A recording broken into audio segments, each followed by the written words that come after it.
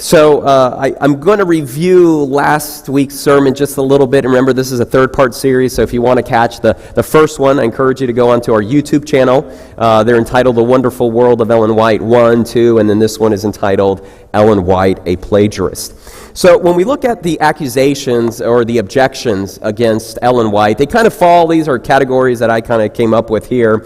You have about 4 categories where when people approach Ellen White, they have these objections in their mind. So the first one is a theological objection where, based on our interpretation of Scripture, we're kind of uneasy with talking about the gift of prophecy. It's manifested in the present day. I've mentioned to you about how evangelicals, the way they kind of interpret spiritual gifts, they kind of like to say, well, no, spiritual gifts were only for the first century church, and they're not ongoing today. It's kind of an easy way, an easy out, because the prophetic gift, the work of the Spirit, is a little messy and it's a little tricky. And so that's kind of an easy way out with that, taking that interpretation. Of course, if you would ask them, well, what about the spiritual gift of pastoring? Is that still available today? They'd be like, oh, yes, of course it is. Well, what about the spiritual gift of teaching? Is that still available? Oh, of course it is, right? So what about the spiritual gift of prophecy? No, that one's not. That one's not for today. It's not valid for today. It's kind of, like when we talk about the 10 Commandments. And so, you'll hear a lot of people say, no, the 10 Commandments, nailed to the cross, the Sabbath, it's not binding on Christians today. And then you ask them, well, so is it okay to steal then? Is it okay to kill? Oh, no, of course not. Well, what about the Sabbath? No, that one that's the one that's not valid, but all the ones. Right, so there's a little bit of an inconsistency with that theology, right? But as Seventh-day Adventists, we believe that the gift of prophecy, the spiritual gifts, are still active in our world today. So that's the theological objections. There's some misunderstandings with that in their interpretation. The second one is the intellectual objections that we have to the manifestation of the gift of prophecy in our day today. And I think largely this is cultural. This is the Western mind, that we don't have much room in our Western mind, in our rational mind, for the supernatural. And so anytime we start talking about the work of the Spirit and supernatural things, it makes us a little bit uneasy. And not just when we talk about the gift of prophecy or the manifestation of the Spirit of God, but even when we start talking about praying and anointing and healing for the sick, that just makes us a little uncomfortable with that. And so, because of our Western minds, in fact, I had a professor, Dr. John Dibdahl, just an incredible man. He said that his observation, even among Seventh-day Adventists, he said is that he feels that many of us are actually closeted atheists and agnostics.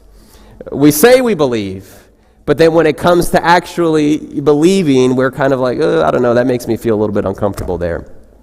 And so because of our intellectual objections, we're a little bit dismissive with the work of the Spirit. And so when we approach Ellen White, what we'll do is we'll say, well, she was hit in the head when she was a little girl. And so these visions and all these things, it was some type of a medical condition, some type of, what do they call that, epileptic seizures that she would, go into. And so now others on the positive side say, oh yeah, she was hit in the head, and that hit must have unlocked some type of superpower in her that now she was able to, to be such a prolific writer or something like that. I wish someone could hit me in the head so to unlock some type of superpower. No, I'm just kidding. Please do not hit me in the head. Okay, right? Or so we become a little dismissive on the intellectual side. There was some medical issue going on there with her, or then that's when we realize that indeed she used literary sources. Then we say, see, the gift of prophecy wasn't manifest there because she's borrowing from other individuals.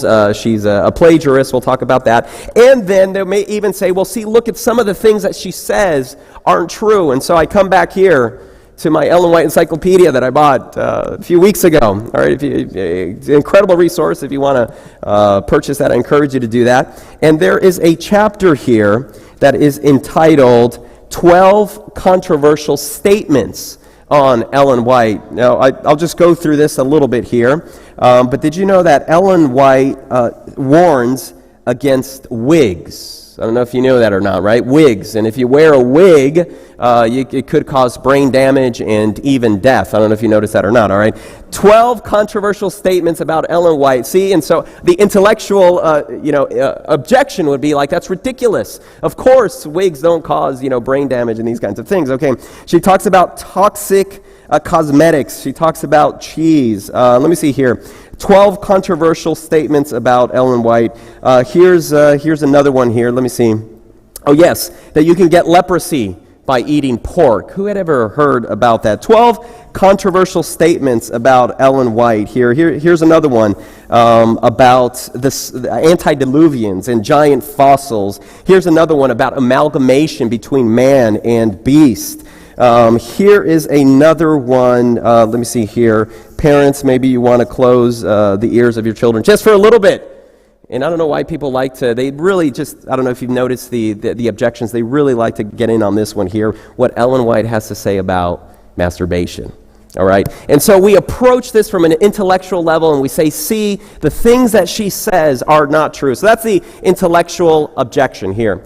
And then there's a third objection to Ellen White, and that is the emotional objections to her. When we hear the spirit of prophecy, a prophet, that just feels weird, doesn't it? It just sounds weird, doesn't it? I mean, if we were to say that out, I mean, in our community, that is just a weird statement. So that now this is more based on emotion. It just doesn't feel right. It feels a little weird. Now, sometimes those who at one point were her most ardent supporters, all in, and we spoke about that wonderful world of Ellen White, right, where she's perfect and everything she wrote is perfect. Sometimes it's her most ardent supporters who, when they realize that things aren't the way that they thought they were, then they'll go to that other extreme and just completely reject her. Again, they feel they've been taken advantage of, right? They feel they've been deceived. And so it's an emotional response. And then finally, you have that experiential objection to Ellen White. And I would call these are individuals who Ellen White, when they were growing up, was presented as a sledgehammer. Ellen White says. Ellen White says. You can't do this because Ellen White says, and Ellen White says, and Ellen White says. And that was their experience. And so now that they're older, they're adults, and they hear Ellen White, they're like, I don't really want to have anything to do with her. So see, these are some of the categories of objections from and accusations against Ellen White. What we have been focusing in our sermon series together has been maybe more of the theological, intellectual objections.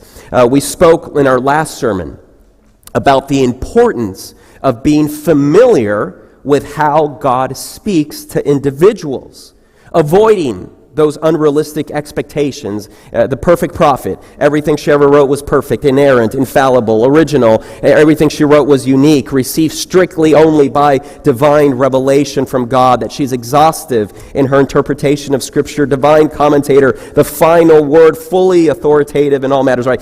We've spoken about this at length, that this is that unrealistic expectations that we have.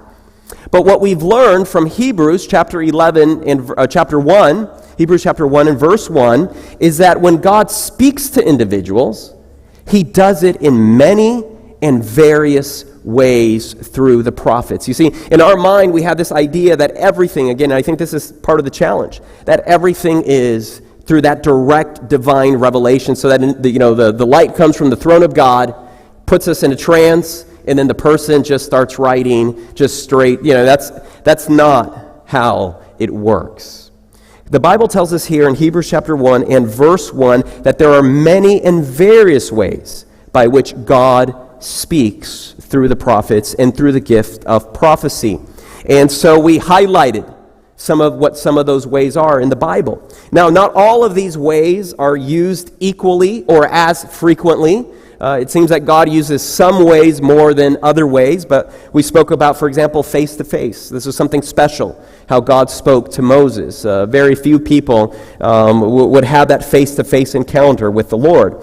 Then there's dreams and visions, and God says He speaks to people through dreams and visions. This is where we found out about Marian in Exodus chapter 15, that the Bible calls Marian a prophet. But then we learned in Numbers chapter 12 that though Marian was called a prophet, she wasn't perfect. she made mistakes. So here is, unrealistic expectation number one, that prophets are perfect. They're not. We see that in Marion. There's another scenario where we think that prophets never say the wrong thing, or they never write the wrong thing. And so you have a story in the Old Testament where David approaches the prophet Nathan, and David says, I have a plan, and I'm going to build a temple for the Lord, and I have all this material. And Nathan tells David, that's wonderful, that's amazing, the Lord is with you, God bless you. And then Nathan walks out of the palace, and then the word of the Lord comes to Nathan, and it says, turn back around and tell David, no, that he's not going to build a temple for me. Do you see that here? Well, what's going on with Nathan? Is he a flip-flop? Is he a false prophet? He said one thing, and now he's contradicting himself. What's going on there? So we have these biblical examples of that prophets are not infallible. They're not perfect. They're not inerrant. We looked at the Spirit of the Lord, when the Spirit of the Lord comes upon individuals and the charismata is manifested upon individuals. And then we have the Word of the Lord, which in my view, it seems to me that this is the primary way, the Word of the Lord, the primary way with which the Lord communicates to people, that is through His Word. That is, God gives a message to the individual. And then that individual has a responsibility to share that message with others. Now, when we look at it that way, to a certain extent, hasn't God given all of us a message to share with the world? Isn't that right? And so we'll explore that a little bit here, a little bit more, a little bit later here. But that is in essence how the Lord will communicate with people. He'll give them a message, and then He asks the individual to share that message with others. And so once the individual has this encounter with the Lord, and they are then tasked with the responsibility of conveying and sharing that message with others. We've seen in the Bible that they do it in various ways and in many ways. So we've seen individuals in the Bible will act out the message of the Lord in some form of drama or visual presentation. Others will write down the message that God has given to them. And we've highlighted Daniel, the prophet Daniel, John, David, Paul. They would write things down. Sometimes those who received the message from the Lord would employ scribes in writing that message down, or secretaries that employ secretaries to write that message down. Still others would research the material. In fact, I have another passage here which I think is interesting. We'll come to it here a little bit. Others will research the material. For example, you have Luke, and we have no indication that Luke ever received any kind of divine revelation straight from God to write down the Gospel of Luke. In fact, he tells us the way he wrote it was he took Matthew, he took Mark, what had already been written. He did some interviews, probably with people who were still alive, who had seen Jesus, who had been there. So from reading Matthew, from reading Mark, from reading these other sources, from interviewing other people, he then puts together, through the guidance of the Holy Spirit, a gospel which is unique to him. In fact, the book of Acts, again, we have no evidence to suggest, again, that Luke received any divine revelation direct from the throne of God to write the book of Acts. The book of Acts seems to be, it was his journal, it was his diary, it was events that he had gone through, and through the Spirit of the Lord, he wrote this down for us. And so as the individuals are writing this down, they will research the material. They will draw from other sources. We mentioned that, the gospel writers, right? Luke draws from Matthew and Mark. Matthew draws from Mark. We understand that he received the gospel, again, not through some type of divine revelation coming straight from the throne of God, but he received the gospel through Peter's memory, through what Peter shared with him. So these are all the multiple ways that individuals seek to share the message that God has given to them. The message is not always original to them either. Again, going back to the book of Luke, it's not original to him. He draws from Matthew. He draws from Mark. Originality is not a sign of inspiration. The sign of inspiration is the message and the content that they share with others. And then some, like you see here, John the Baptist, they don't write anything down. The word of the Lord comes to them, and they don't write anything down. Again, with John the Baptist, we know very little about John the Baptist. His ministry lasted, it was very short amount of time that his ministry lasted. We know that he said, "Behold the Lamb of God that takes away the sins of the world." When he saw Jesus, he had a message to the Pharisees, right? He called them vipers and a few other things, and talked about, hellfire and some other things. He was baptizing people. Let me see here. He also said he baptized Jesus, and he said about Jesus, "He must increase, I must decrease." We know that John asked Jesus through his disciples if he's the one that should come, or is it somebody else? And then we know he was arrested and he was beheaded, and that's all we know about John the Baptist.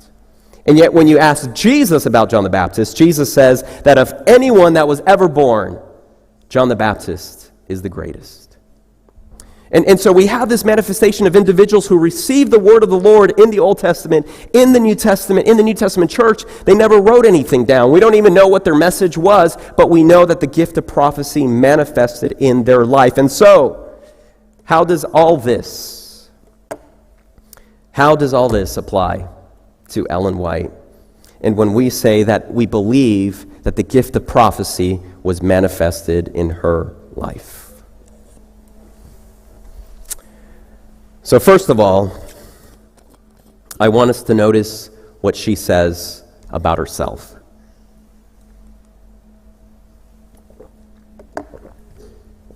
And some people are startled by this statement. They were startled in her day, and sometimes they're startled in our day as well. She writes, "I do not claim to be a prophetess. Others have called me a prophetess, but I have never assumed that title. I have not felt that it was my duty thus to designate myself. In fact, those who boldly assume that they are prophets in this our day are often a reproach to the cause of Christ." So if you think about her times in the 1800s and when she's living, and she's very well aware of who is claiming to be a prophet in her day. And she clearly says it. She says, those who assume that they are prophets and they're proclaiming that they're prophets, they're a reproach to the cause of Christ. How does she regard herself? How does she view herself? "I view myself as a messenger, entrusted by the Lord with messages for his people." It's really important here, because remember what happened in the wonderful world of Ellen White is that we began to claim more for her than she even claimed for herself. And I find this interesting, and I highlighted this already. She's a messenger entrusted by the Lord with a message for his people. And we kind of highlighted that God has given all of us a message to share to the world around us, the gospel message. In fact, every time that you'll see the gift of prophecy appear, or the spiritual gifts appear in the New Testament, for example, in Ephesians chapter 4, where it appears, you have a prophet. And a prophet is defined as someone who receives a message from the Lord to share with others. And then right next to the spiritual gift of prophecy, you have the spiritual gift of pastor. And what is a pastor defined as? Someone who has received a message from the Lord to share with other people. And then right next to the pastor, you see the spiritual gift of evangelist. And what does an evangelist do? He shares the message of God that he has given to him with other people. And then in Ephesians 4, you have the spiritual gift of teaching. And what is a teacher? A teacher is one who has received a message from the Lord to share with other people. Do you see? Now maybe they do it in their own unique ways. And maybe they have perhaps a different level of authority when they speak. But in essence, it is that same function of sharing the message that God has shared with them with other people. And so the main way that Ellen White communicated was writing the message that God had shared with her. And yes, Ellen White had help. Her husband was one of the first ones to help her write out the messages that God had given to her. So her husband, James White, would help her with grammar, would help her with editing what she wanted to write. She always felt she had a third-grade education, and she always felt that she had a lack, that she wished she was better in writing than what she was. And so she would have her husband help her with the grammar, help her with editing. Later on, Ellen White was able to employ secretaries who would also help her with her writing. Eventually, she could employ an entire staff that would help her with her writings. And as we've looked at the biblical examples, that's what we see in the Bible as well. Individuals, having secretaries or having help. It's not out of this world. Yes, Ellen White would have multiple drafts of her letters and of her books that she was writing. That is a very normal and natural process that all of us engage in when we are writing something. We have multiple drafts. She's living in a time that facilitated having help and having multiple drafts. Paper was fairly easy to achieve, easy to have a hold of. Pens and the writing process was different than in biblical times when you're writing on a piece of leather or on a papyrus, and you can't make mistakes. And so yes, she had multiple drafts of her writing. She had help in putting her messages together. But from what we see in the Bible, it is not outside of what the Bible has shared with us. This is another example. 1 Thessalonians chapter 1 and verse 1. Notice what it says as the Apostle Paul is writing this epistle to the church in Thessalonica. Paul, and who else? Silas, and who else? Timothy, to the church of the Thessalonians. Paul even had help as he's crafting this letter to the Thessalonians. They are co-laborers working together. Paul and Silas and Timothy, they're working together. And so the message that is being shared in 1 Thessalonians, even in 2 Thessalonians, is not strictly Paul's message. It is a message that also comes from Silas. It is a message that also calls from Timothy. He had help. Here's another one. 1 Peter chapter 5 and verse 12. Peter says, it's with the help of who? Silas, that I have written to you. Even in the Bible, we see that they had help. It wasn't just them by themselves. Now, again, this is only a problem if you hold to that unrealistic expectation that everything someone receives, a prophet receives, is solely through direct revelation. Again, just straight from the throne of God, a light, and then they just start writing. That's not what the Bible shares with us. And so this is what we see Ellen White employing here, having help. Now, part of the process of Ellen White conveying the message that God had shared with her wasn't only having help, editorial help or secretarial help or help with grammar and syntax and multiple drafts. Part of the process didn't only involve that, but part of the process also involved using literary sources, drawing from other sources. And here is where the accusation is made. See, she's a fake because she's a plagiarist and she's borrowing. Again, this is only a problem if you, again, hold to that unrealistic idea that everything comes through divine revelation and they go into a trance and they start writing. But that's not what we see in the Bible. It's not what we see in her ministry. Now, when we talk about using literary sources and borrowing and drawing from other sources, is that there is a continuum of borrowing or of drawing from different sources. And I apologize because it may be a little bit small. It may be a little bit small to read there. So what is plagiarism? On the far, what is that for you? The far left? The far left, I have the word theft. I have a column on there, theft. What is plagiarism? Plagiarism is taking credit for someone else's work. Either wholesale copying the individual's work and passing it on as your own work, or maybe even large portions of somebody's work and taking credit as your own work, where it not only are you taking credit for it, but it is even impacting monetary gains of the original author and or opportunities that individual has that you're stealing from them. That's all the way on the left. It's theft, taking credit for another's work. That is what plagiarism is. But then you have other columns, a continuum of what it means to take and borrow sources from other individuals. So you have the informal column there. The informal column, there's you make use of common knowledge. You're not taking credit for another person's work. Documentation is not really required in informal writing. What does informal writing look like? Jokes, stories, anecdotes, observations about life, general knowledge. Informal would be something like if I said, have you guys noticed that Seventh-day Adventists tend to be a little bit stuffy and stiff and legalistic? Do I need documentation for that?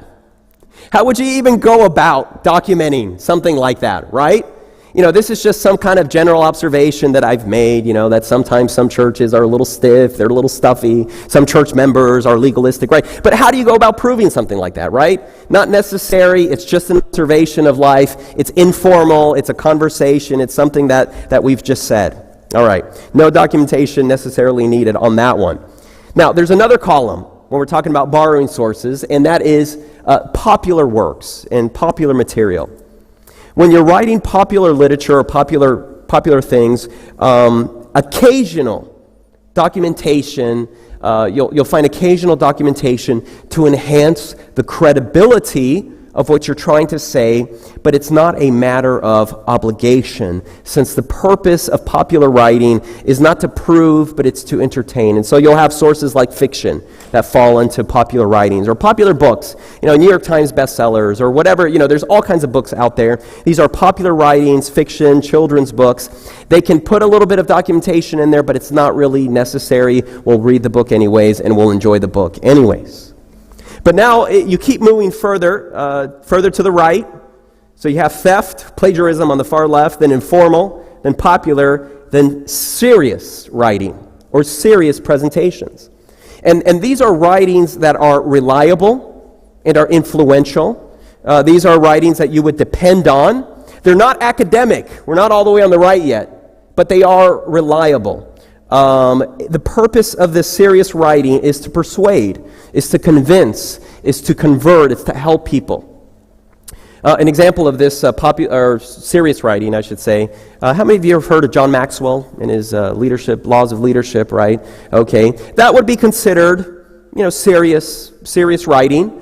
It's not academic writing. In fact, when I was working on my doctorate, and one of the aspects of our doctorate was leadership, and our professor said, do not quote and cite from John Maxwell in your dissertation. John Maxwell is not academic. He is serious writing. It's something that you can use at your church. It's something that's for a small group. You'll be benefited by it. In fact, you'll probably be benefited more by his work than if you try to take academic leadership writing to your church, right? But John Maxwell is not academic, so don't quote from him.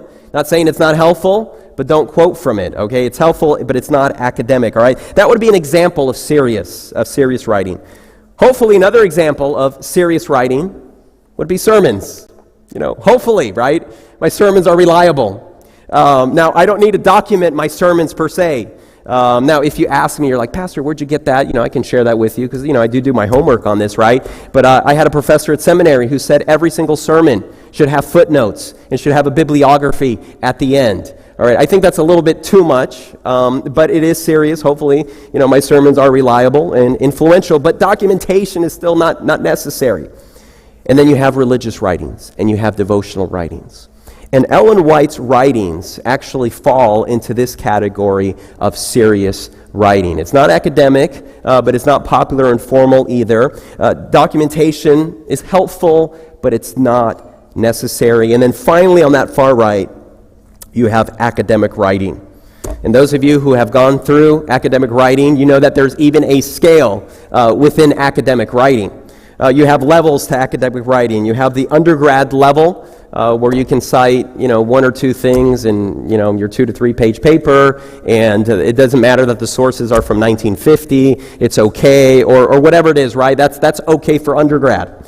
When you get to graduate school and you start working on your doctorate, and the level for citations and for formal documentation increases. from your master's level to your doctorate level. And then you have to make sure you put the things in direct quotes, right? If you're quoting directly, and then you give your citation, and they have different formats for that as well that you can use. I was always worried when I was writing my dissertation. I was like, I got to be careful, because if you even use 3 words in a row, I don't know if this is an exaggeration, right? If you even use 3 words in a row that are, someone puts in a Google search and they come up in somebody else's document, you'll be accused of, plagiarism. So I was always nervous about that, making sure that, everything is documented properly. So you have direct quotes, you have paraphrases that you still have to give a citation to in the paraphrase. Then if you have a little bit more that you want to cite, then you use block quotes for that. Sometimes you want to replicate a graph or a chart from someone else. And at that point, then you have to ask for express permission. In my dissertation, I had to do that. There was a few charts that I wanted to reproduce, and so I had to contact the publishers. I had to contact them for express written permission to use that. Then you put that in the appendix, right? I mean, this gets complicated in academic writing. And then it's the amount of quotes that you're putting in, and the quality of the sources, and the quality of the quotes, and the dates, and the relevancy, and the credibility, anyways, it gets complicated on the academic scene, if you guys can kind of get that right. Ellen White's writings, they fall under serious writing, religious writing, documentation not necessarily required, but helpful if you do it.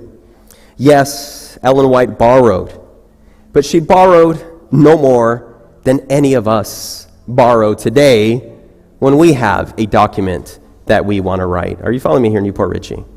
No more than what we have to do. In fact, going back to my dissertation, if I had not cited one individual in my dissertation, what do you think my professors would have said? Wait, you're making this stuff up. Wait, where's your evidence? Isn't that funny how we have this double standard? Right? If Ellen White uses sources to document her stuff, we hold it against her. But if I don't have documentation, to support my things, then I'm making stuff up. It's funny how we have this double standard, right? About things. And you have to remember, yes, she borrowed, but no more than any of us borrow. And you have to remember, writing standards in the 1800s were different than they are today. Copyright laws were different in her days than they are today. But as things changed, even in her lifetime, as writing standards were changing, copyright laws were changing, she would make changes in her writing as well and would begin to cite sources. And so you see that one of the last books that she wrote, The Great Controversy, 1911, and it is just filled with citation after citation after citation. And she says, I drew from these historical sources to create something new, which is actually what we all do when we do academic writing. My dissertation, right? We're citing from different sources. We're not wholesale copying, but what we're trying to do is craft and make a unique contribution as we're citing these sources. That is what she was doing back in her day.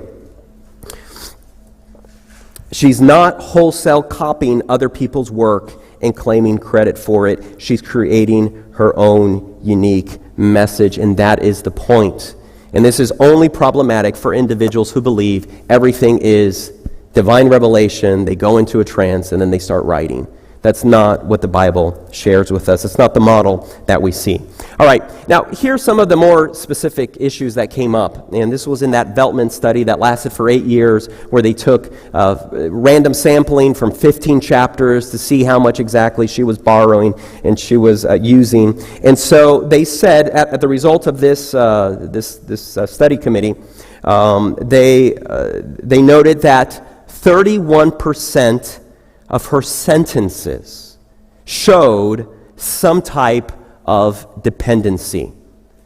Now, I want to clarify that, because when we see that initially, 31% of sentences, what we initially conclude is 31% of her writings show some type of literary dependence. But it's not 31%, it's not a third of her writings. It's a third of sentences. Now, this is where it gets a little, I think, nitty and splitting of hairs here. But some have looked in, some statisticians, and that's not my thing, but statisticians have looked at this. If 31% of sentences showed some type of dependency, and they gave a scale of the type of dependency that these sentences showed, and they had 7 levels. I just put up 5 up there. Is this strict verbatim that she should have put in quotation marks and then, gave a citation afterwards, which again, remember, writing standards were different in her days. So is the sentence showing strict verbatim? Or is it just verbatim? Or is it a paraphrase? And even the paraphrase, and they start breaking it down. Is it a strict paraphrase? Is it a simple paraphrase? Is it a loose paraphrase? The 6th category is that is she citing from Bible passages? And the 7th category is does there show no dependency on other sources? And so when they look at this, the statisticians have said that it could be as low. When you look at the sentence, and it could be just one word. It could just be one word. It could be 2 words. This gets really, like I said, splitting of hairs, really complicated how you come in and you look at this and approach this. But statisticians have said that when you look at that evidence, her literary borrowing could amount to as low as 3% of her writing or as much as 10% of her writing. Which, to me, it's not problematic how much of the writing is 3 or 10%, because, again, this is only a problem if you believe that divine revelation, go into a trance, and they start writing right away. What she was doing as she was writing is what we do today when we write as well, except that writing standards and copyright laws were different back then. But the point is, what is the message? What is her unique contribution? Here's another accusation that was made against her, and that has to do with originality. We shared with you last week from the Ellen White Encyclopedia over there that there was a Jackson Sanatorium, and the person who ran the Jackson Sanatorium, he had 10 laws for health, and he said that we need to drink plenty of water, breathe fresh air, that we need to exercise, that we need to eat well, and, et cetera, all the 10 of them. Sounds familiar, doesn't it, right? And so we start saying, well, that's what Ellen White says. You see, Ellen White, what she was saying was not unique. Other people in her day also believed it. Again, first of all, uniqueness, originality is not a sign of inspiration. Like Luke, what she wrote was not original to her. What God was doing in giving her a message about health, and I'm specifically using that message there of the health reform, is that what God is doing is He is revealing to her a framework of health reform. In fact, when you look at that first vision that she writes, and you can find it in the book Spiritual Gifts, Volume 4, under a chapter entitled Health. I was just reading it here over these last few weeks here. When she presents that message that God had revealed to her about health, what she's doing is she's speaking in general terms about health. She's drawing from Bible principles. She's saying, in the Garden of Eden, Adam and Eve, they were vegetarian, right? And then she'll go in the days of Moses. Now Moses gives laws about what's clean and what's unclean. And so she draws these, Bible principles, drawing Bible principles, and then she starts saying, you need to eat healthy. But she doesn't specifically say how to eat and what, your diet needs to be. She says, eat healthy. She says, don't smoke. Don't use tobacco. Don't drink. And she goes on to expound on the 8 laws of health. I was just reading this morning. She says, open your windows. It gets too stuffy in your house. Let fresh air inside your house. I wish we had some windows here in the church that we could open up, right? Let some fresh air in. Those are the kinds of things that she's saying. Let the sunlight in. Don't have a dark house, right? These are general principles. So what God is doing is He's pointing her in the age and in the culture and in the time that she's living in. God is pointing her in the right direction. You follow me?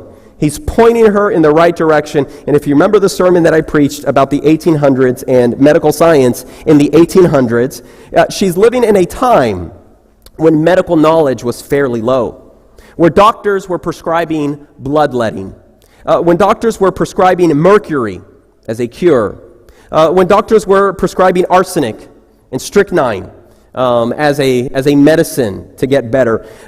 So she's writing in this time, and God is pointing her in the right direction. And for the most part, what she has written about health, it's held up. It's pretty good. It's held up pretty good. It's aged well.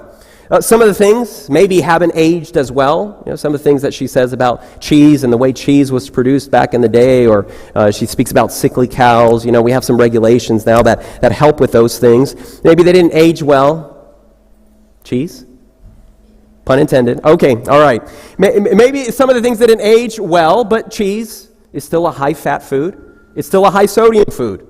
And so if you're looking to lose weight, you probably want to avoid, cheese because of its nutritional values. Some of the things haven't aged well, like what she said about bicycles, maybe what she said about wigs and cosmetics. Maybe they haven't aged well, but I believe that the majority has. And for the rest of those statements that just don't seem to make sense to us, what we then do is we use our reason. We use her historical context. We use our culture. We use our knowledge base to help make sense of things for us today. All right, so number one, her dependency. Number two, it's not unique. Here's number three, her historical inaccuracies and or discrepancies that are found in some of her writings. Don't miss the forest for the trees on this one. Okay? So there's a historical event. This is one of the ones that gets the most criticism. There's a historical event that she writes about in the book, The Great Controversy. I think it has to do with Huss and Jerome. And she writes chronologically that event took place before another event, but now we know that no, that event did take place, but it didn't happen before that event, it happened after another event. Are you following me here? Okay. It happened at a different time. Don't miss the forest for the trees. In the Bible, we sometimes have things that are out of chronological order or are in a different order. Both in the Old Testament, in the stories of Samuel, the Kings, the Chronicles, sometimes they're in different orders. In the Gospels, sometimes things are in a different order. The point isn't the chronology. The point is what happened. Are you following me? The point is the message, so don't miss the forest for the trees. We have other, I hate to call them inaccuracies in the Bibles or discrepancies. But Moses, as he's writing about what animals you should eat and what animals you shouldn't eat, and he gets to the section about birds and fowls that you should eat and fowls that you shouldn't eat, in that section of fowls that you shouldn't eat, he throws in bats. Did you know that? Bats. Bats are not birds. I don't know if you caught that or not. So what's going on, Moses? You're being scientifically inaccurate here, right? Are you guys following this? Don't miss the forest for the trees. He says of animals that chew the cud that you can't eat, he says don't eat the rabbit. Well, the rabbit doesn't chew the cud. It moves its mouth like this, but it doesn't chew the cud. What's going on, Moses? You're being unscientific here. All right. Again, don't miss the message. Don't miss the forest for the trees. Okay, now that's it. Now, Newport Richie, that's it. But I do have something else. Will you indulge me a few more minutes? Can you give me a few more minutes? Can you? Okay, all right. So I wanted to highlight, these were the three main ones, right? The plagiarism, she's drawing from other sources, that it's not unique to her, so, it can't be from divine revelation, and then the inaccuracies. Those were the big three that I wanted to highlight. But I wanted to share a little bit more, just a little bit, if you will humor me, if you will indulge me, a little bit more about what she has to say about her own writings. All right, we'll go through this quickly, but I think this is helpful because I'm not going to preach a fourth sermon on this. Okay, here it goes. This is Ellen White about her writings being inspired. So she's writing to an individual, and she's responding to an individual, and she says, in your letter, you speak of your early training to have implicit faith in the testimonies, and you say, and now she's going to quote from his letter that he wrote to her, it says, you say, I was led to conclude and most firmly believe that every word that you ever spoke in public or private, that every letter you wrote under any and all circumstances was as inspired as the Ten Commandments. There's a little preview to the wonderful world of Ellen White. I think that's what we were doing with Ellen White during those years, but this is in her time. The individual is saying that. Everything you ever wrote, public, private, every word that comes out of your mouth, unrealistic expectation. All right, here it goes. And she says, you have studied my writings diligently, and you have never found that I have made any such claims. Neither will you find that the pioneers in our cause ever made such claims. Again, this is claiming too much, claiming more for her than what she ever claimed, than what our pioneers ever claimed for her. Here's another one. She says, there are times, and if you want to read more about this, Selected Messages Volume 1 and Selected Messages Volume 3, they're entire sections that are dedicated to this. So Selected Messages Volume 1 and Selected Messages Volume 3. She says, she says, there are times when common thoughts must occupy the mind. Common letters must be written. Such words, such information are not given under the special inspiration of the Spirit of God. Here's another one in regard to infallibility. The myth, perfect, infallible, inerrant. In regard to infallibility, I never claimed it. God alone is infallible. All right, here's another one where she has individuals who would take her writings to say things, and she says, as people take my writings to say things that I've never said. Notice how she responds to this here. People that are taking her writings to say things that she never said, that she never intended. She says, some will gather up the very strongest statements, and they will drive these things. All right, so they take those strong statements. Sometimes you got to speak, strongly. They'll take those strong statements, she says, and then they'll drive them because they want to use the whip and have something to drive. Did you catch that? Selected Messages Volume 3, right? And she says, and then they take my statements, they misuse my statements, and they start saying things that I've never said, and they're driving these things. This is the myth that Ellen White was an absolutist, unwavering, unyielding, line in the sand, here I stand, I will not have any pepper or ketchup or mustard on my table, so help me God. Now, if you're an Adventist, right, you know about that, right? You know about what she says about salt and pepper and cinnamon and all these other kinds of things. And so they take these statements and they drive them because they say they want to use the whip and have something to drive. I think that actually says more about the individual who is doing the driving, who's doing the whipping, rather than her writing. Ellen White was not this absolutist, unwavering, unyielding individual. Ellen White will actually call those individuals fanatics and extremists. And so A.G. Daniels, one of our former General Conference presidents, in that 1919 Bible conference, he will relate a story of a missionary, an Adventist missionary in the early 1900s who traveled to the country of Sweden. And I'm not sure if Sweden is up in the Arctic, but the missionary was really far up north. We'll call him Brother John. So Brother John goes to be a missionary in Sweden in the early 1900s, way up north, where it's cold. And I think the only thing that was available to eat was like fish. I don't want to call it seal meat. I don't know what they eat up there, right? But again, 1900s, prior to, refrigeration, prior to being able to get, Publix wasn't around the corner for him. I mean, he's out in the middle of nowhere, northern Sweden, and the only thing that was available for him to eat were meat products. But he was like, no, I will not eat meat. Because Ellen White says, right, not a morsel, or whatever, I'm paraphrasing here, not a morsel of flesh food, right, in your mouth. And so he's there for several months, and A.G. Daniels goes to visit him up in Sweden after several months. And then A.G. Daniels sees him, and the individual is gaunt. He's cadaverous. He's emaciated. And he looks at him, and he's pale, and he's thin. And he looks at him, and A.G. Daniels, and he says, Brother John, what have you been nourishing yourself on?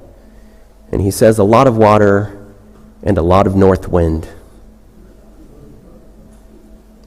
And A.G. Daniel turns to him and says, you're going to kill yourself. And he said, no, but Ellen White says, no, you're going to kill yourself for no reason at all. Either you're going to kill yourself or I'm going to have to pull you out of the mission field. Here, and he gives him a bowl of chicken soup. Eat this and get your nutrition back up. What is going on with you here?